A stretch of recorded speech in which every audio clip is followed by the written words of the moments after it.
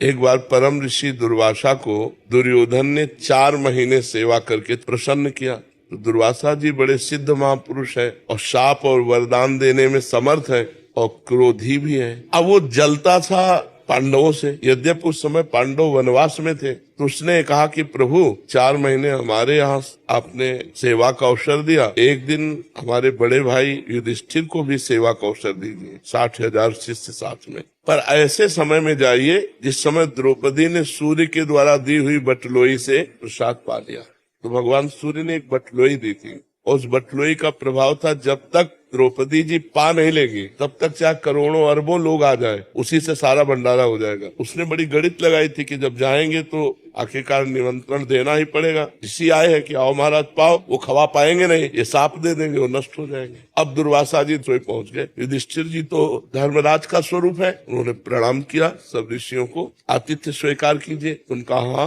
मैं यमुना स्नान करके आता हूँ, तुम व्यवस्था करो। अब 60,000 ऋषियों की व्यवस्था। द्रौपदी से पूछा आपने पा लिया? उनका हाँ पा लिया। वो मूर्छित होकर गिर गए। द्रौपदी जी ने उनको चेतना लाई, बोले क्या हो गया? उनका 60,000 ऋषि और ऐसे ऋषि, दूसरा हो तो क्षमा भी कर दे, दुर्वासा जी तो क्षमा करने वाले नहीं। तो उनका एक सूर्य के द्वारा दी हुई बटलोई पर आपको इतना विश्वास था और पूरे विश्व को जो पवाता है श्री कृष्ण पर आपका विश्वास नहीं है। जे ही विनय की तो देखा हो भगवान पदार्थ। द्रौपदी भूख लगी, तो जिस समस्या में हम फंसे उसी समस्या की आप बात कर। 60,000 ऋषि दुर्वासा जी आए हैं, बोले ये सब बातें बात के पहले हमें भूख लगी।